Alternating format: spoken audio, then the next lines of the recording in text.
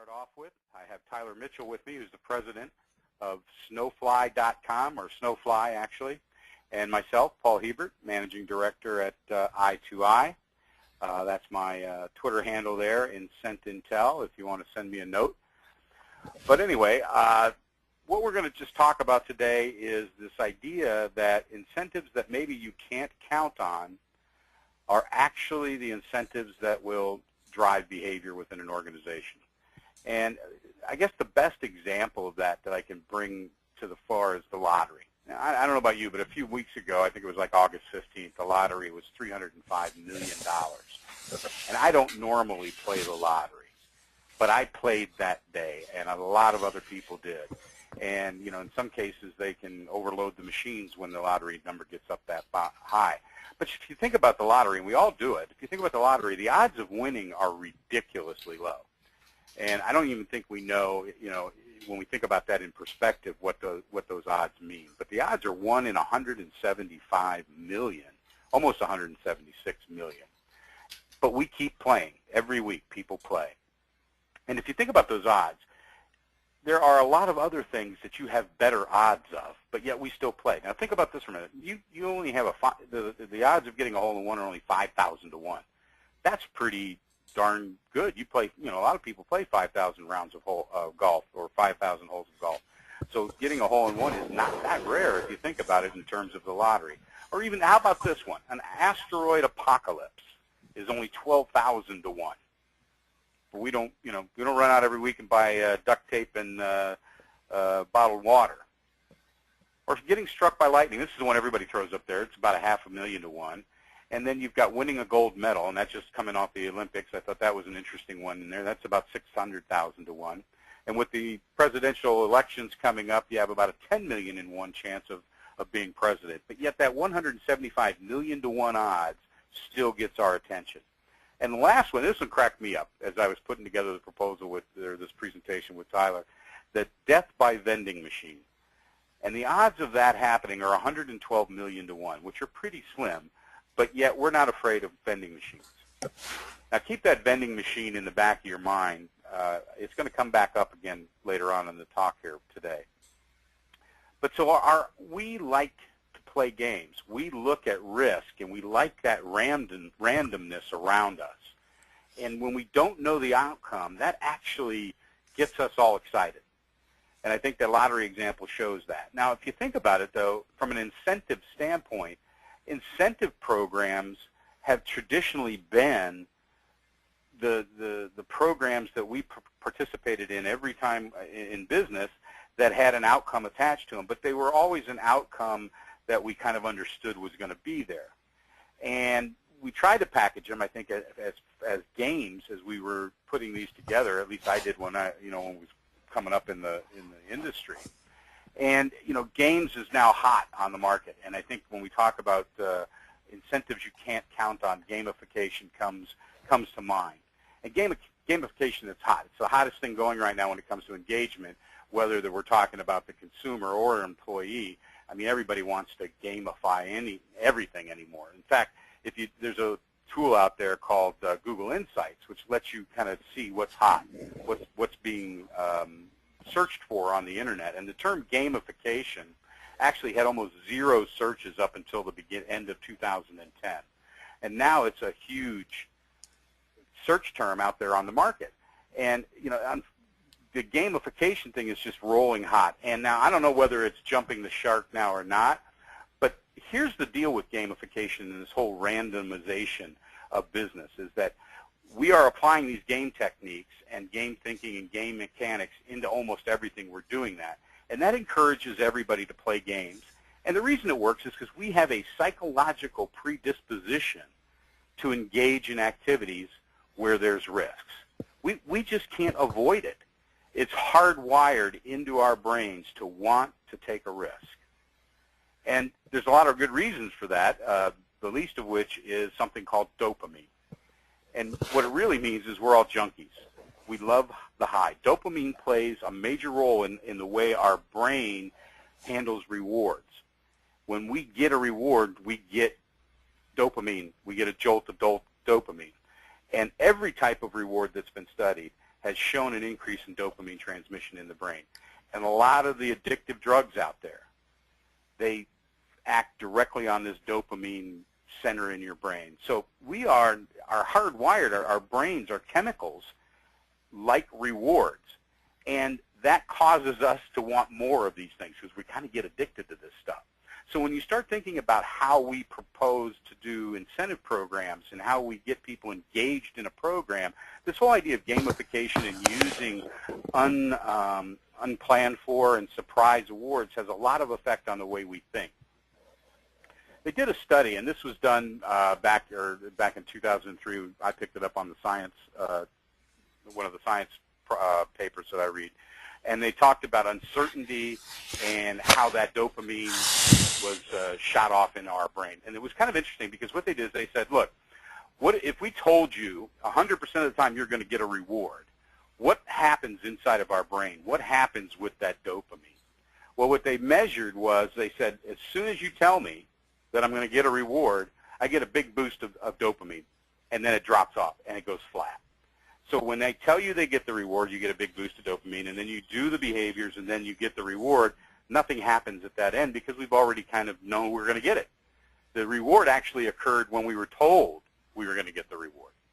So then they said, well, what if we told everybody there's no chance of getting a reward and then gave them one? What would happen? Well, of course, as you would expect, if I tell you that you're not going to get something, and then you do, well, when you get the reward, that's a surprise to you. See, the dopamine goes up again in your brain. Now, here's where it gets kind of interesting. They took that same group of people and they said, basically, what if we told you, we're not sure if you're going to, you got about a 50-50 chance of getting this reward. We don't know. And when they ran that experiment, boom, they get the big shot of dopamine at the beginning, just like if they told you you were going to get it 100% of the time, and you get the big shot of dopamine at the end when the reward actually comes. So in effect, you're boosting that amount of dopamine in somebody's brain, which just really kind of jolts you into, I need more of this. So you're hitting them twice when you tell them you don't know for sure what you're going to get. Now, there's a lot of theories about why this might occur. One of the big ones is that, that from a the evolutionary psychology standpoint, they talk about the early humans needed to hunt. And when you take risks hunting, you're more likely to be successful. So therefore, this is going to get the species to continue, so that we're kind of self-selecting for people who like to take risks. So just think about it. You got to go to new places to find prey. You got to try new techniques. You got to try everything's new. And food meant survival. And I'm also guessing that hunters that brought back the food were a little bit more considered hot by the opposite sex. So that, again, propagated that risk-taking behavior into the environment. So we are kind of hardwired for this. And it's kind of interesting because this plays a role in something called behavioral economics, which is really hot right now. And one of the guys that I read a lot is Dan Ariely, and he's written a lot of the books. A couple of them are Predictably Irrational, The Upside of Irrational. And they're must-reads, I personally believe, if you're going to have any kind of input into how you design an incentive and how you design influence programs in an organization, you should understand how the human brain works, and he does a great job of explaining it. But, behavioral economics, what they study in all of this is the effects of how we make decisions socially, cognitively, and all of that.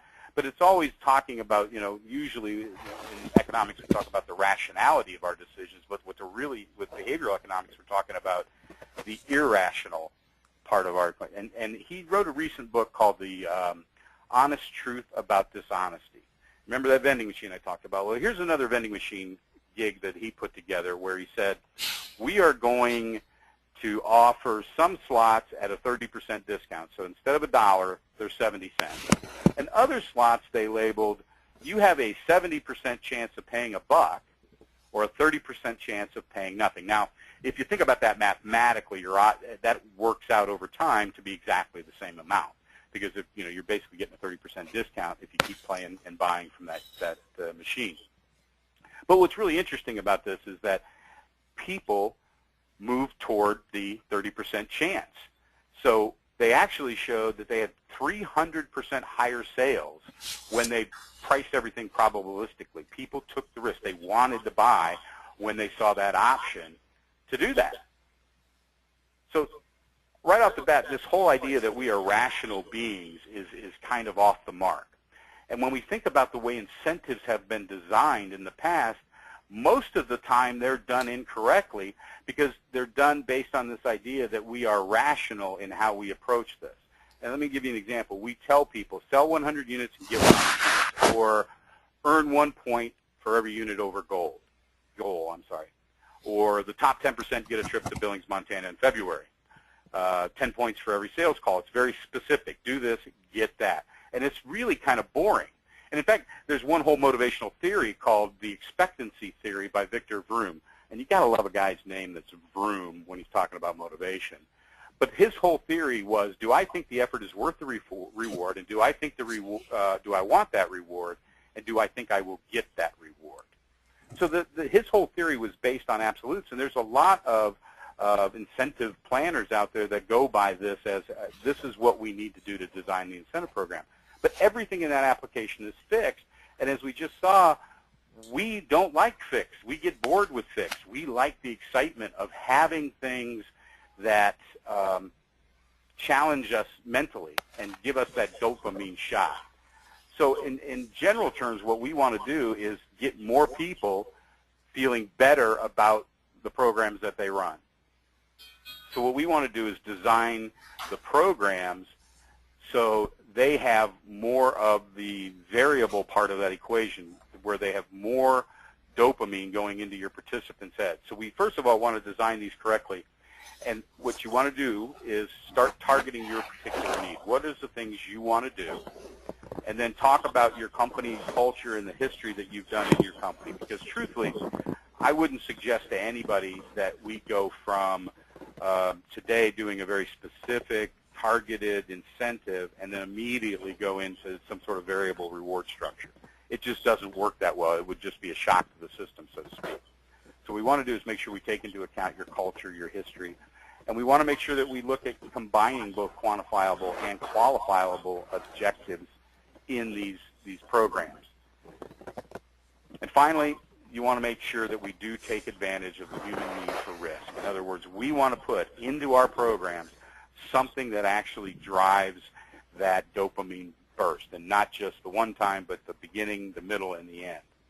And I think what's interesting about this, it's a very simple concept. It's a very singular thing. In other words, do variable reinforcement and you will get a better return. We often ignore it because I think we think that we're rational, and we're not. And I think what I'm going to do now is hand it off to Tyler, and then Tyler is going to walk through kind of their formula and how they go about putting together these variable incentives, and give us some case histories with some results. And I think it's important to see that. So, Tyler, why don't you go ahead and take it away? Perfect. Well, thank you so much. Very well done. And that's, I really enjoyed hearing that. It's always good to kind of be reinforced for something we believed in and been doing for a long time. And what I'm going to do is I will get to and show you some case studies of how this, a variable incentive equation or variable incentives were used. Before I do that, I want to walk you through kind of what the equation is in our particular case. Now, keeping in mind that you can tweak this equation. There's tons of different variables that come into play and different ways to do it. And I'll give you a few examples, but this is just how we do it, and we have a system that can manage it. So we're in a position that allows us to do kind of it in a semi-unique way. But you can take this equation and really plug in any type of program into it relatively easy. So the first part of the equation, obviously, is that the employee or the participant needs to achieve. They need to do something worthy of recognition, worthy of reward, something worth a while, worth extra from the company. And there's two main categories, and Paul touched on this briefly, but there's what would be called subjective, which is something that is determined, the qualification of the achievement is determined by another individual, at the discretion of a manager, at the discretion of a coworker. So there's some sort of a human element in the play that determines, yes, this is worthy of recognition.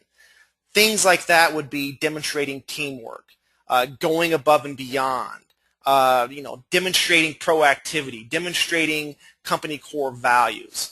So, taking the time to help, going above and beyond to help a client. So these are something you really can't clearly quantify with data. It has to be kind of something that's seen by another individual and someone that individual says this is worthy of recognition. So that's what is called subjective. So your program could be made up of subjective or it could be made up of objective or the combination of both. Objective is something that is a predefined, measurable activity. Something that is quantifiable, black or white. It either happens or it doesn't happen. Very often it's metric driven, something driven by statistics. For example, perfect attendance for the week. You get it or you don't. There's really no room for discretion there. Did you meet or exceed your weekly sales goal? You did or you didn't.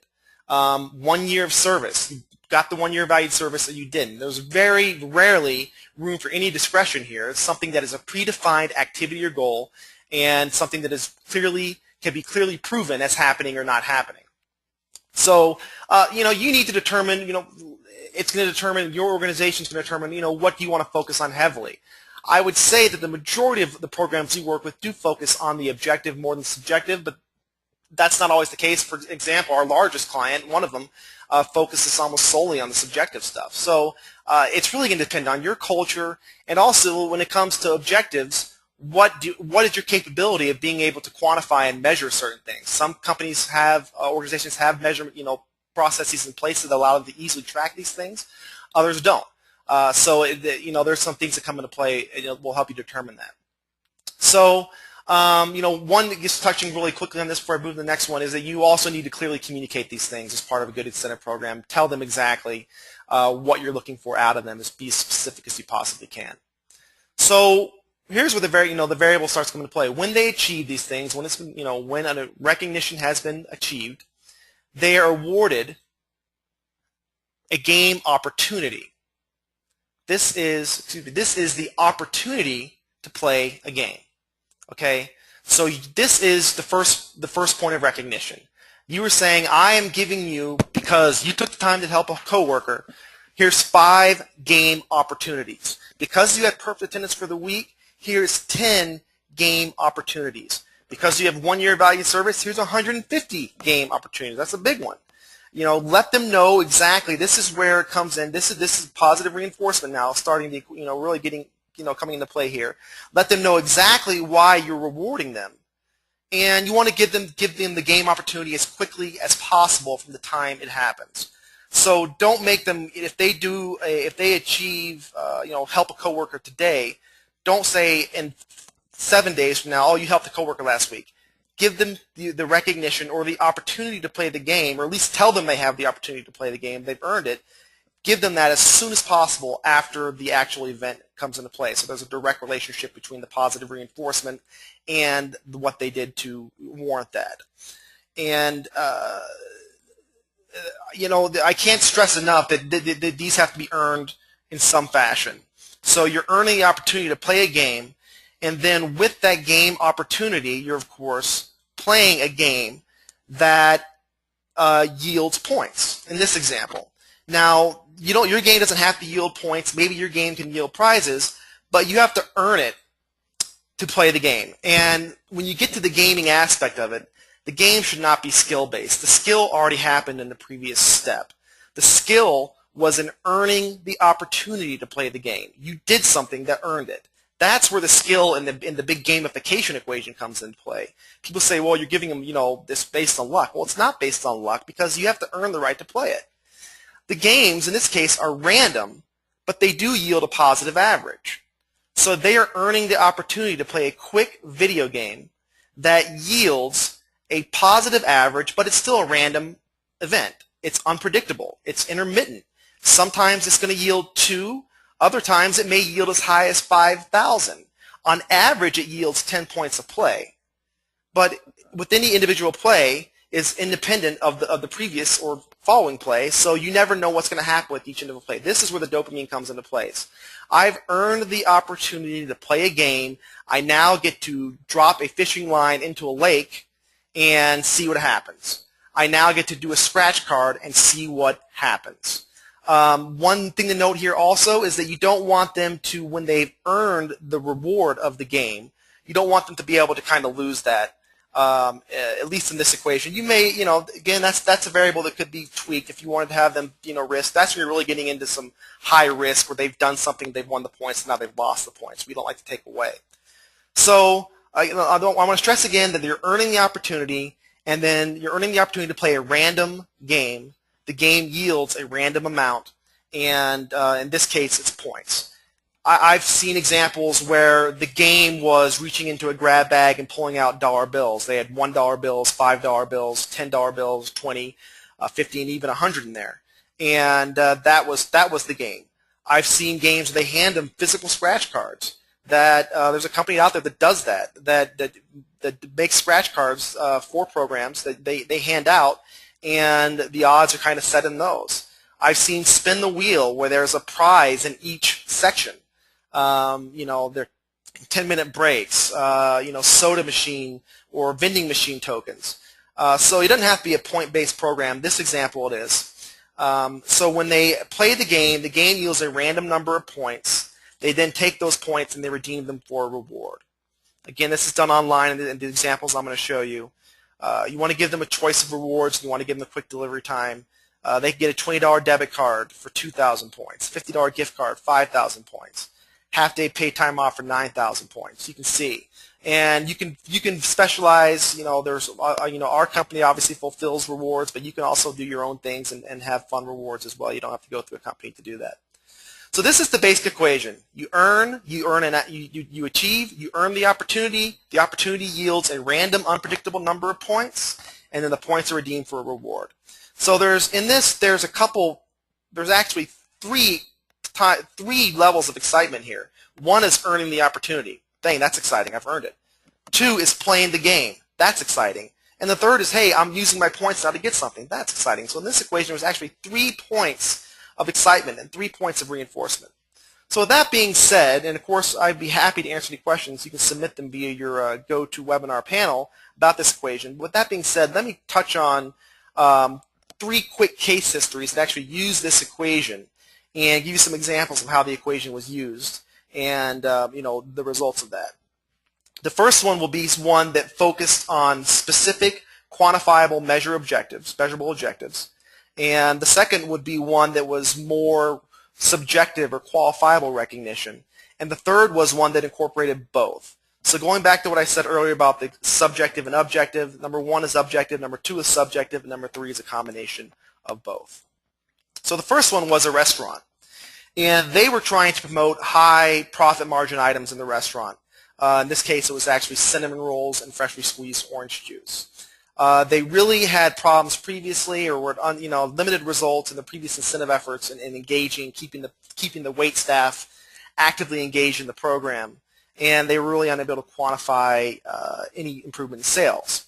So they were looking for a program that would provide them, quantifiable evidence, and in order to do that, they had to, again, engage the employees, and it needed to be something that was easy to use, manage, and administer. You don't want to have something that is complicated and takes a long time to administer, so that was also a goal for them as well. So what they did is that, like I said, there were cinnamon rolls and orange juice. It's a pretty targeted program in this case, and participating wait staff were rewarded with the virtual game tokens, and in this case, the game token represents an opportunity to play a game. 1 game token, i.e. opportunity for selling a small or large glass, a leader carafe, 6 game tokens, cinnamon roll, 10 game tokens, etc.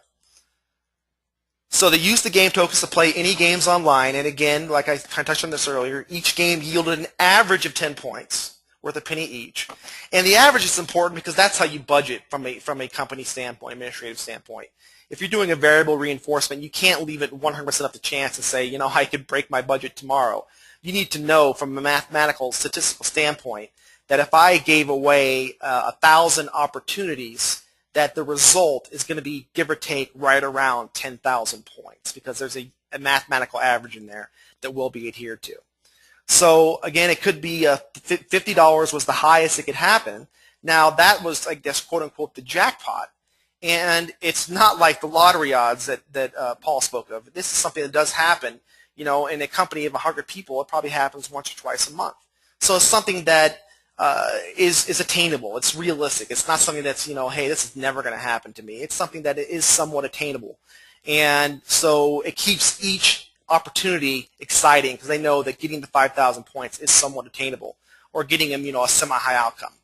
Again, the points could not be accumulated or they could not be lost or replayed. So once you played the game and won the points, you couldn't risk the points. The only way the points were, I guess, lost is if you spent them on a reward. And the only way you could earn or play the game was by earning it. So you can't buy more plays or somehow leverage your winnings into more plays like Las Vegas. They want you to keep putting your winnings back in until they're gone. This equation is the opposite of that. You can only play the game by earning the opportunity to do so. The results, they increased OJ sales by 19.6%. They increased cinnamon rolls by 23.5%, and an increase in employee engagement by 90% of all employees. They calculate log into their Snowfly account once a week. One time a month, I'm sorry. And overall, at the end of the day, after all their budget was spent, they realized 66% return on their total incentive expenditures. So for every dollar they spent on the program, they got the dollar back plus 66 cents more. So a very successful program in that regard. So next is the Health Solutions Company, about 4,500 employees. And their program focuses almost solely on peer-to-peer recognition.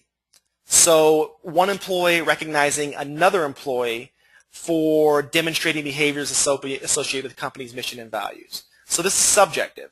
There are guidelines, but you can't clearly quantify whether or not someone did something. That kind of has to be determined at the discretion of another person. So what their main goal was to, really create a culture of recognition, which was, to increase employee satisfaction, and they know and they believe, and they have the results to show that if they can do this, that their overall retention and performance will be good as well. So that's really where they're starting here, is really, again, to drive employee satisfaction, which would result in a lot of positive byproducts. So via the Snowfly portal or via this web-based portal, they would nominate each other electronically for recognition.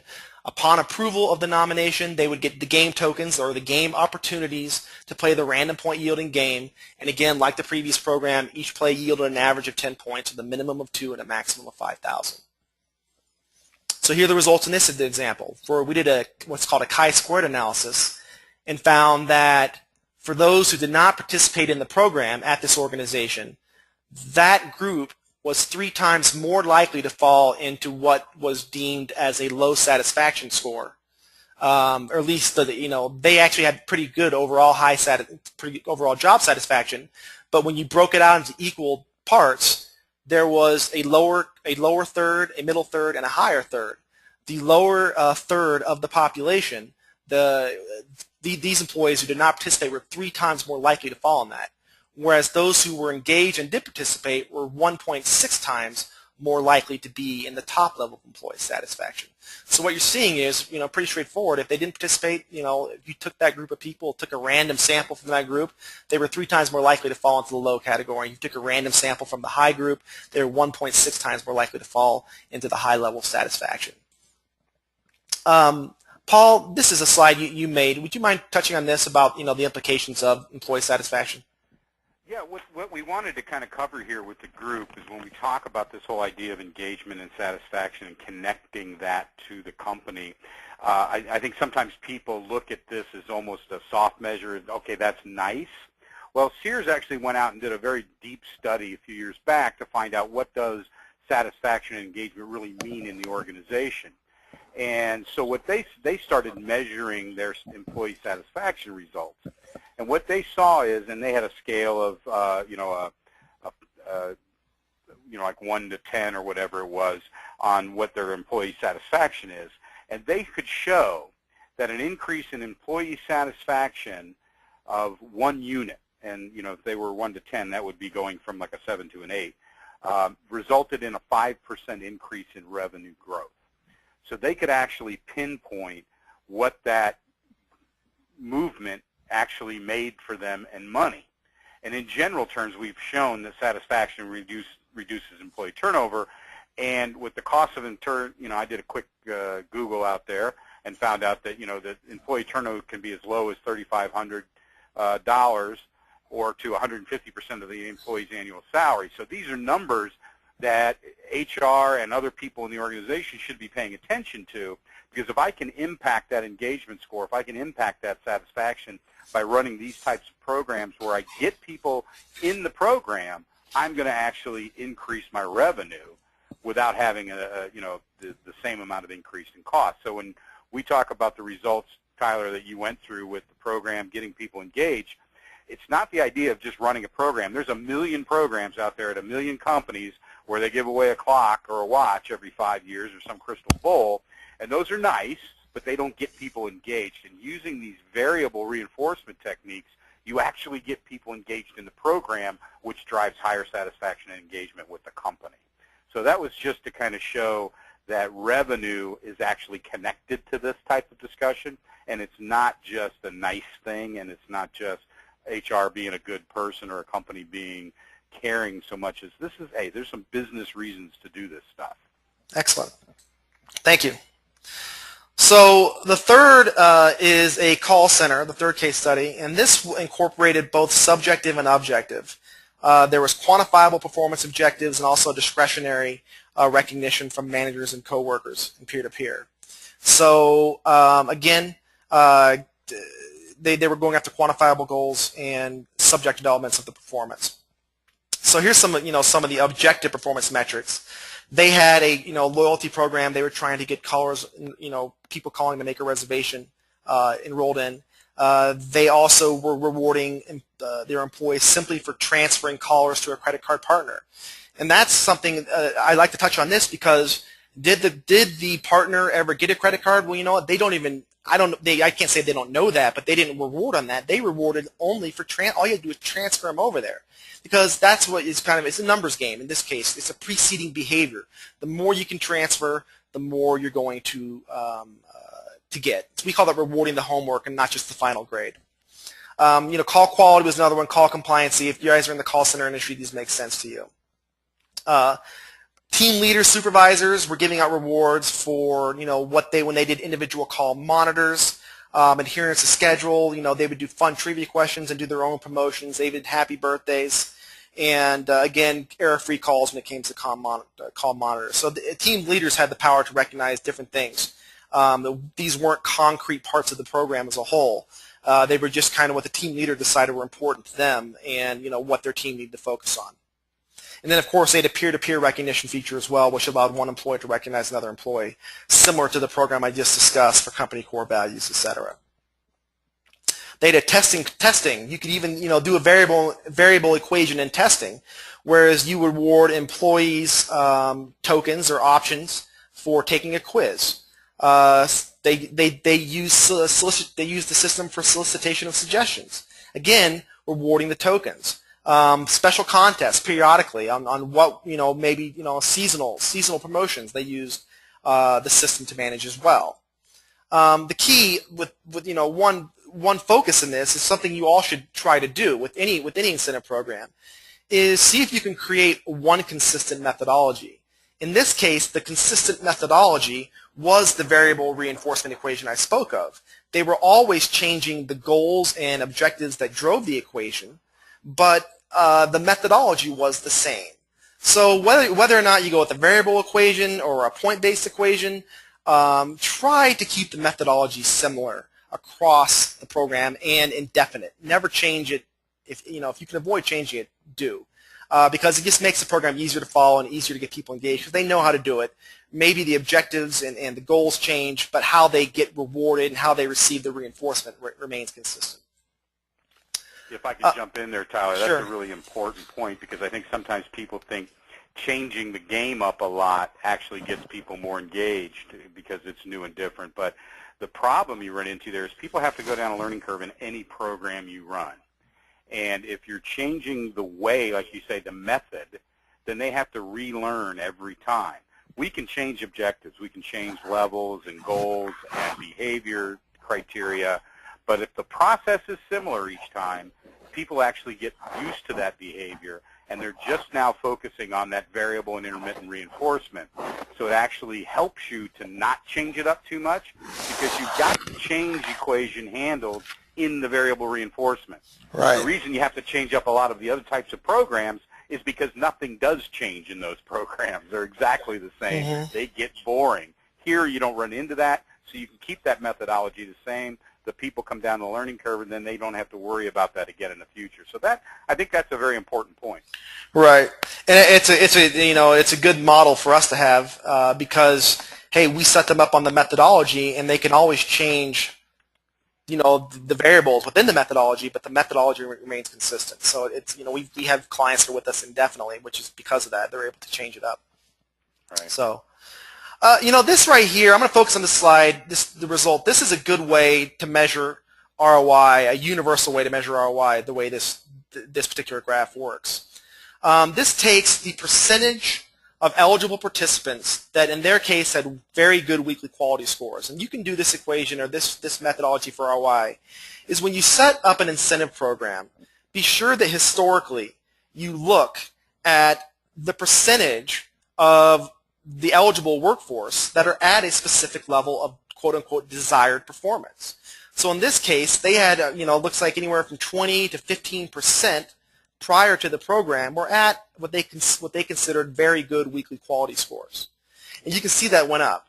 But you can plug this equation and, this ROI equation into any type of incentive effort. If you're doing attendance, well, what percentage of your workforce right now has weekly perfect, good weekly perfect attendance? Is it 10? Is it 20? And then you want to compare before and after. That's a good way that, that's not going to require a lot of, detailed rocket science calculations to figure out your ROI. And conversely, when you're setting up a program, if you look into the goal you're targeting and you see that without incentives, 85 or 90% are at a desired level, then it might be time to ask you, is this objective worth giving an incentive for? Because you already have people where you want them to be without incentives, so you might be better off taking that budget and targeting it towards another area.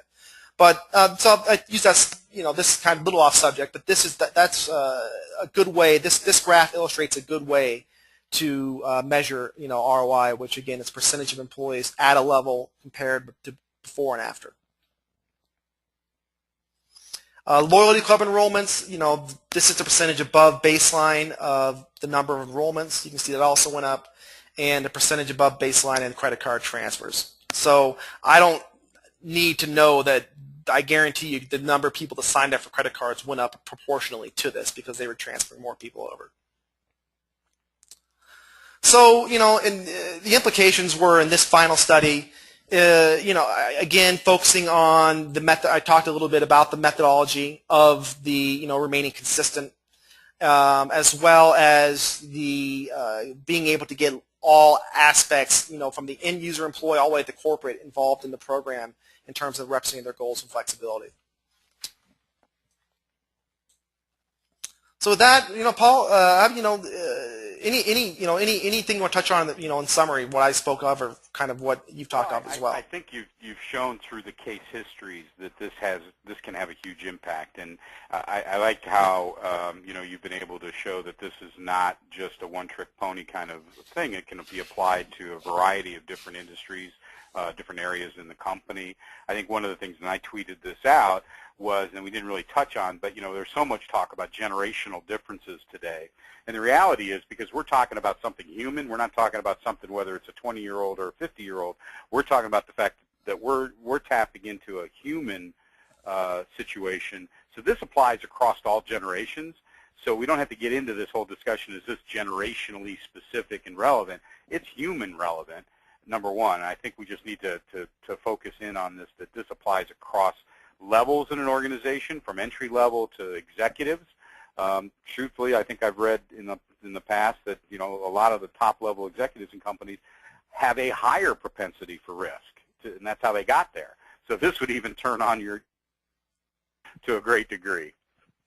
But anyway, I think to summarize all of that, rewards are innate. It's something deep in our brain, and we crave those surprises. And we can make these more effective if we take advantage of those ingrained behaviors. And I think we approach this, in a lot of cases, very logically, and we try to set up programs where it's if-then, and away we go. And we could just really turn that dial up to 11, so to speak, if we can get into the more, as I say here, probabilistic payouts, where I'm taking a risk in some cases. And that creating that common platform allows you to keep the methodology similar, but increases the effectiveness of your spend by making it easily learned. And as you can see, some of the times we're talking about a 4-time increase in the impact of the reward program.